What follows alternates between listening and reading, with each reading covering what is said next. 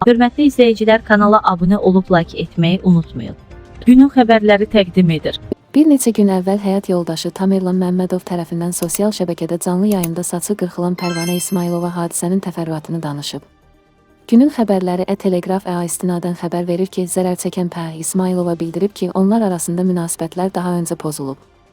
Bu ilin avqustunda Tamerlanla ailə həyatı qurmuşam. Hazırda onunla rəsmi nikahdayam.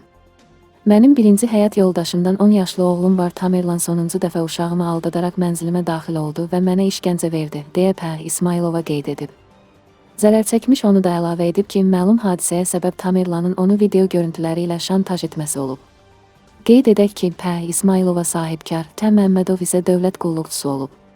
Qadın məlum hadisədən sonra polisə müraciət edib.